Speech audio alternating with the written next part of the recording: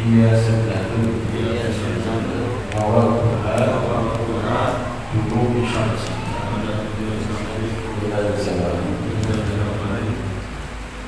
Bismillahirrahmanirrahim. Wassalatu wassalamu ala rasulillah. Bab salat al-Idaini. Bab menjelaskan salat. Bab kali ini musannif ingin menjelaskan tentang salat Idain. Salat Idain ini adalah salat Idul Fitri dan salat Idul Adha.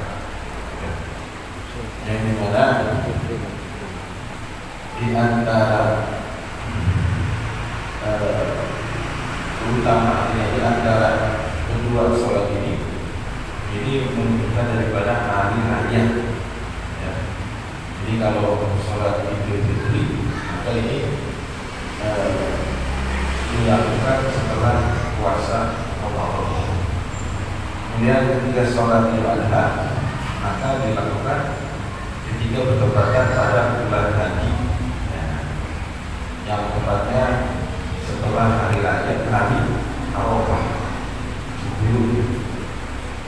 Kemudian daripada hukum sholat Idain ini hukumnya adalah sunnah.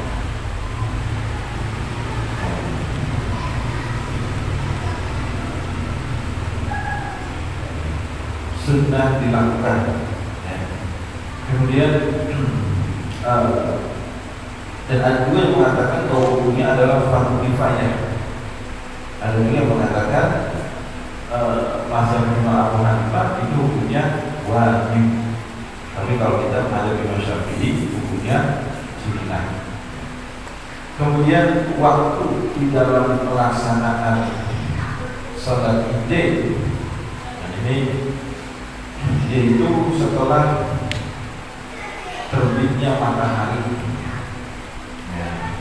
Setelah terbitnya matahari sampai tergelincirnya matahari. Di dalam pelaksanaan sholat Idain ini kan afdalnya berjamaah. Tapi kalau kita sholat sendiri, bagaimana? Boleh nggak? Boleh. Yang sholat sendiri di dalam pelaksanaan sholat Idain. Nah, kalau kita misalnya ketinggalan sholat Id, ya malam yang takbiran, kebablasan pada subuh ketiduran, ya maka bangunnya berapa? Jam 9, jam 10 misalnya. Waduh, udah sholat Id lagi, udah sekali sholatnya. Nah, maka boleh dikerjakan sendiri berparit. Ya, cuma memang kalau sholatnya sendiri tidak disunahkan mengadakan khutbah. Tapi kalau sholat jamaah ya harus ada khutbahnya, sunnah. Jadi sunnah yang khutbah. Ya. Berbeda dengan sholat Jumat wajib. Ya. Kemudian sampai kapan terhitung? Sampai terbitnya matahari, artinya sampai masuk waktu sholat zuhur. Jadi sebelum masuk waktu zuhur masih diperbolehkan sholat Idain. Jadi ada kan perbolongan, kecuali kalau sudah lewat, sudah masuk waktu zuhur, baru kita sholat Idain namanya bolongan. Nah, kalau yang sebelum waktu zuhur namanya adakan. Kemudian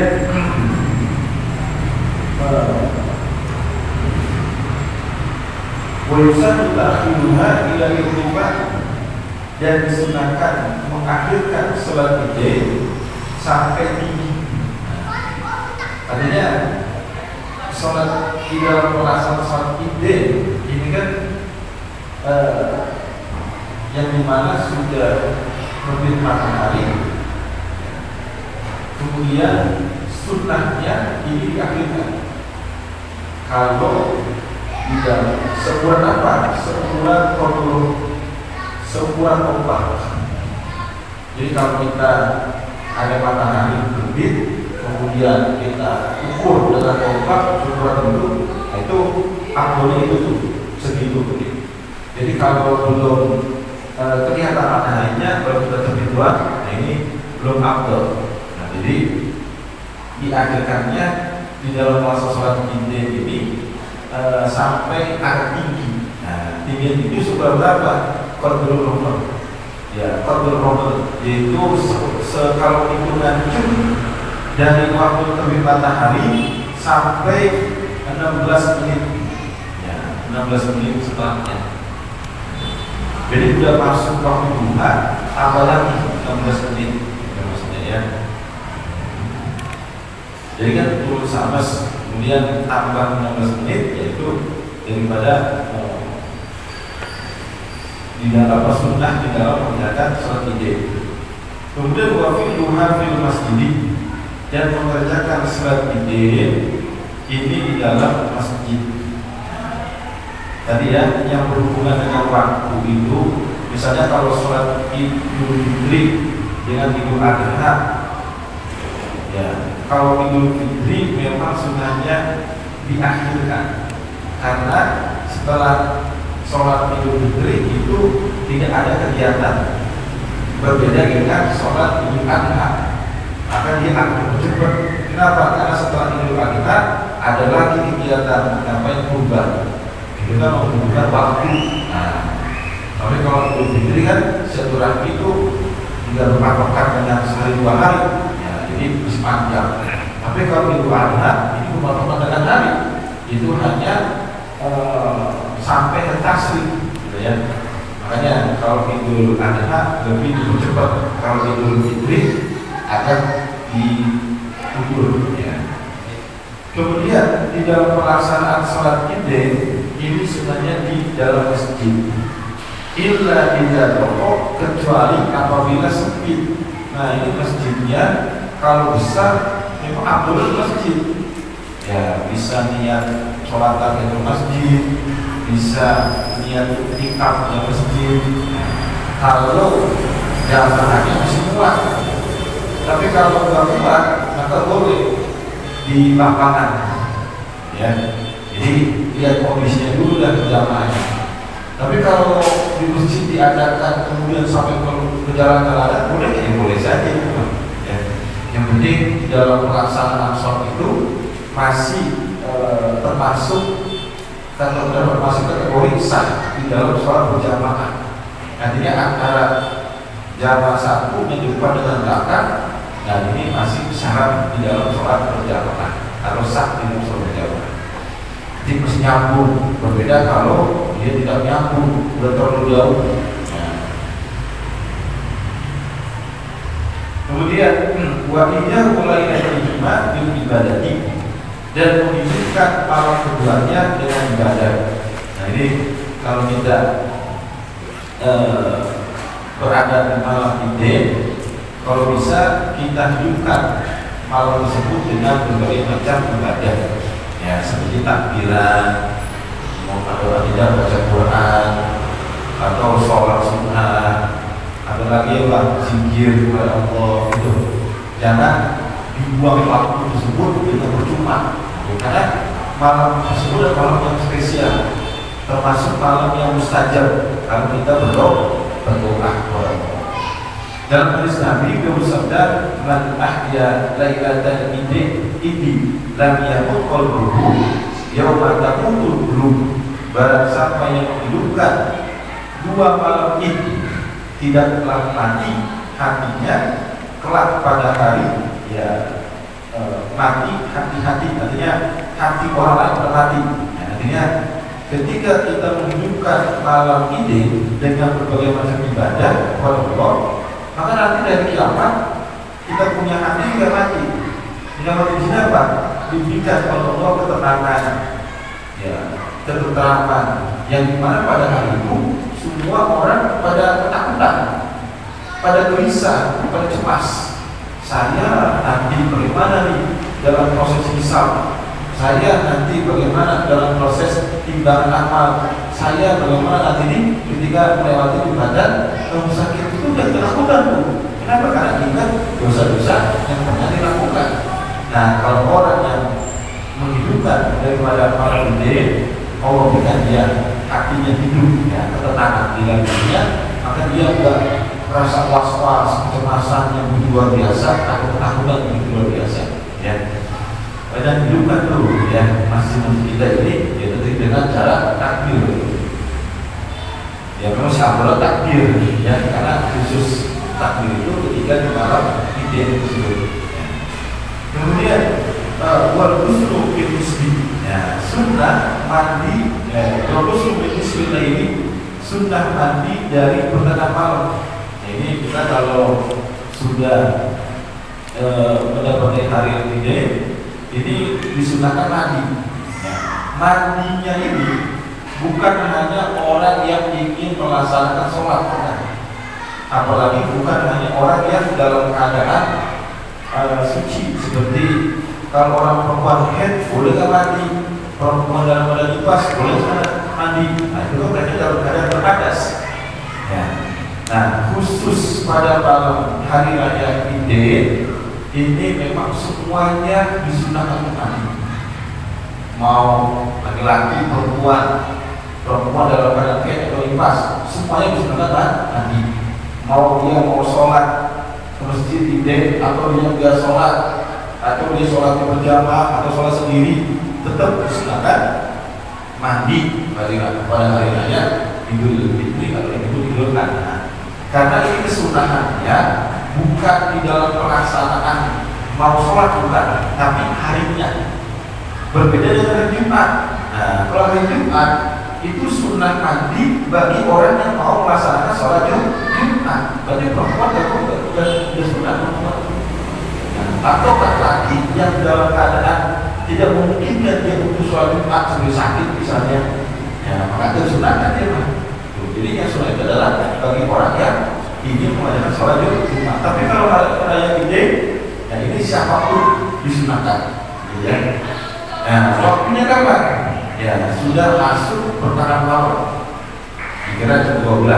Nah, jam 12 saat itu cuma memang afdolnya yaitu ketika kita ingin berangkat melaksanakan sholat Id. Nah, yang pada subuh atau sebelum subuh. Nah, sebelum subuh itu mandi duluan. Itu afdolnya karena antara sholat subuh dengan masa sholat Id itu jauh jarak dekat. Ya. Jangan sampai juga jangan atau jam 12 ya, tadi bisa kelamaan itu mah. Ya meriang kita. Jadi memang sudah dibolehkan pertengahan malam, tapi kalau afdolnya mendekati daripada sholat Id. Kalau sholatnya siang boleh nggak bagi perempuan yang tidak sholat Id jelas sekali yang barangnya boleh ya. Yang penting masih masuk pada hari raya tersebut. Nah, itu pada tanggal 1 Syawal dan tanggal 10 Dzulhijjah. Kalau udah lewat hari tersebut, udah kesunahan lagi. Nah, ya. Kemudian watatayubu dan sunnah memakai wangi-wangian. Nah, ini sunnah pakai wangian. Watazayyudu dan watazayyudu liqabidi dan sunnah berhias bagi orang yang tinggal di rumah, wal khariji dan orang yang keluar, wal kibari dan orang yang sudah dewasa, wasigori dan anak kecil, dan musalli bagi orang yang sholat, wawaihi dan selain orang yang tidak sholat, dan selainnya orang yang tidak sholat. Ya, artinya perkara sunnah itu adalah sunnah memakai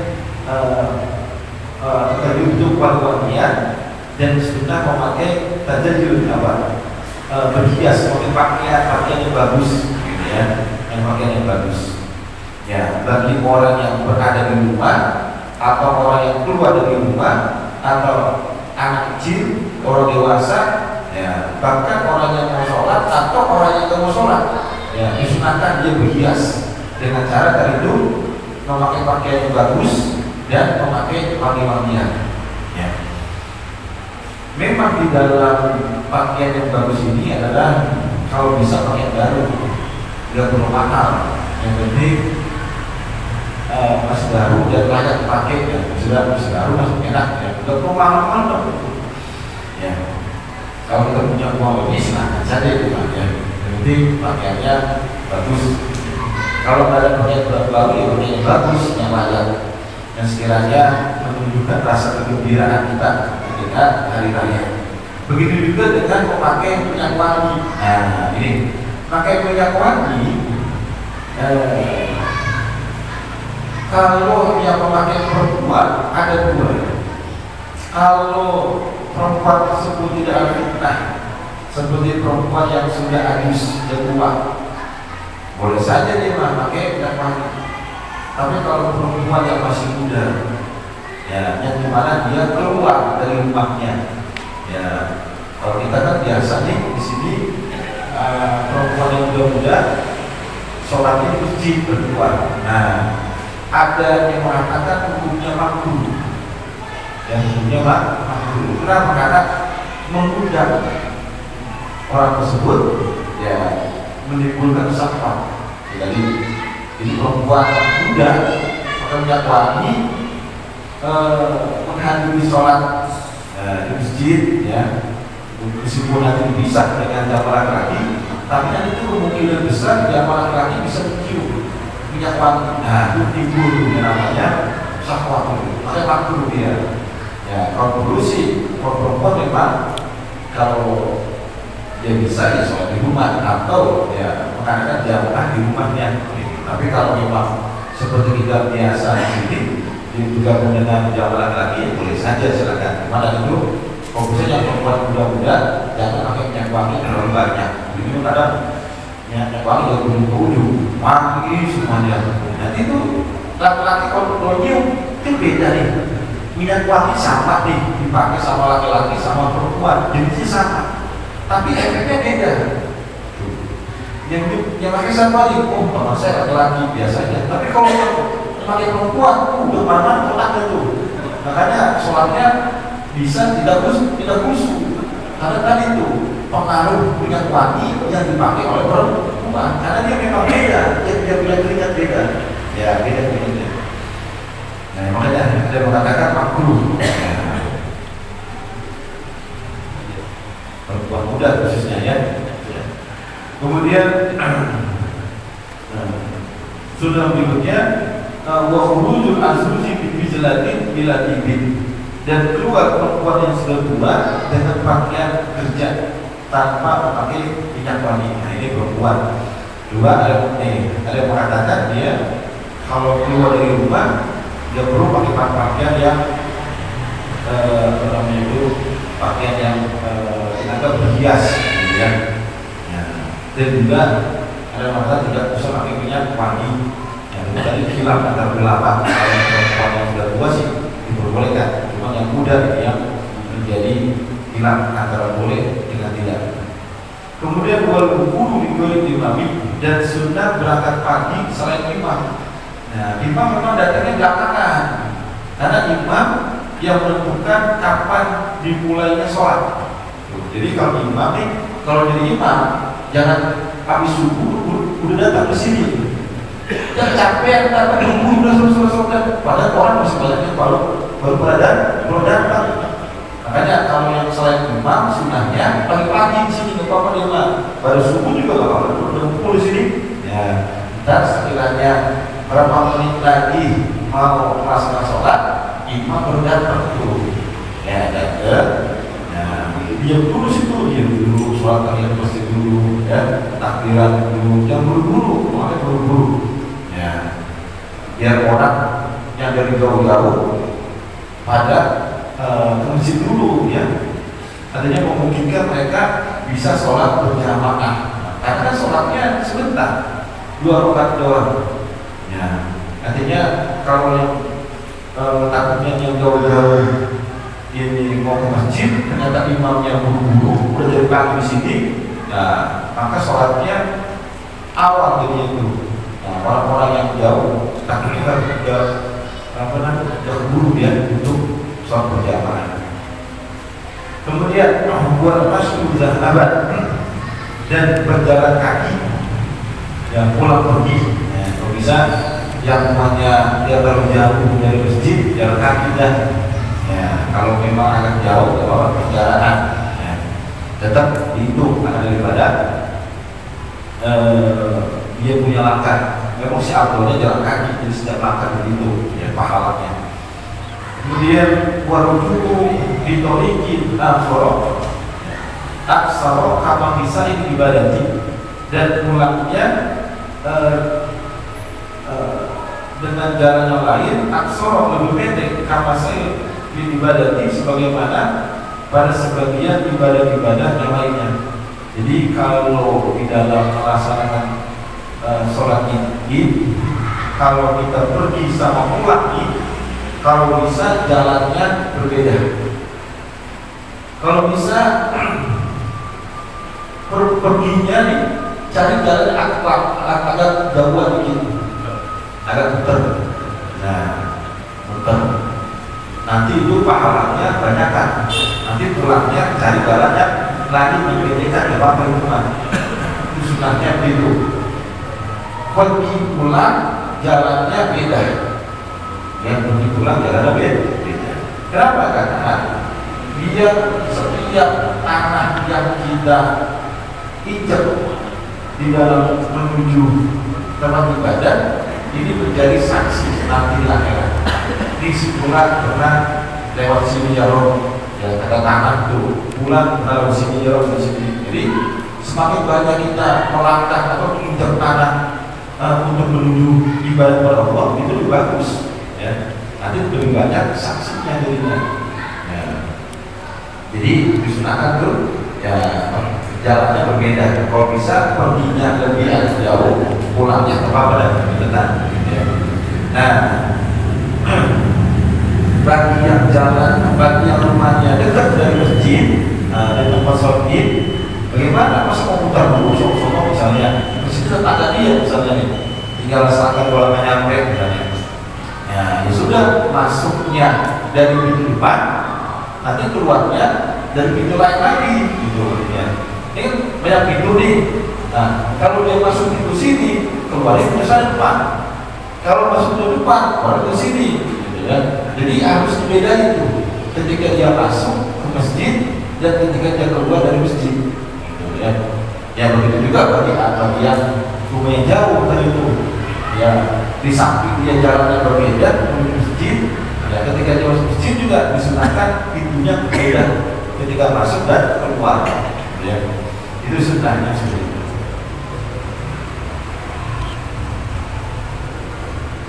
Kemudian wal israfu fil mahdi, dan bersegera bagi imam di dalam sholat Idul Adha. Nah itu kalau Idul Adha memang sunahnya disegerakan. Kalau sudah masuk waktu ya kira-kira 16 menit kemudian, nah ini sudah langsung dikerjakan sholat idnya. Nah, wa ta'khirul fitri berbeda dengan sholat fitri, itu mengakhirkan di dalam sholat Idul Fitri. Nah, jadi kalau Idul Fitri itu diakhiri. Kenapa tadi? Alasannya kalau Idul Fitri kegiatan setelah sholat udah gak ada lagi. Kalau Idul Adha setelah sholat itu ada lagi, namanya kurban. Nah, kalau Idul Fitri kan cuma silaturahmi itu mau nggak mau itu masih bisa. Ya. Kemudian waktu fi qoblaha, dan makan ya padanya sebelumnya, watang berkobidul dan satu kurma dan yang ganjil. Tadinya kalau di dalam pelaksanaan sholat Idul Fitri memang kita disunahkan makan ya, seperti orang yang gak puasa, karena kita udah puasa 1 bulan penuh dalam bulan Ramadan. Karena ketika mau melaksanakan sholat Idul Fitri sunahnya makan ya. Apa yang dimakan sunahnya? Kurma 1, kalau kurang 3, kalau kurang 5, minimal 1. Kalau nggak ada kurma apa? Minum udah. Yang penting kita nggak tahu. Nah, berbeda dengan Idul Adha. Kalau Idul Adha ini kan puasa juga tuh, cuma nggak lama, cuma 2 hari doang ya. Tarwiyah Arafah. Maka setelah ketika ingin melaksanakan sholat Idul Adha disunahkan imsak, bukan puasa, imsak. Jangan makan dulu ya, habis subuh nih jangan makan dulu, jangan minum, pokoknya seperti orang puasa imsak. Nanti setelah sholat Id baru makan dan ya itu sunahnya gitu. Wallahu a'lam.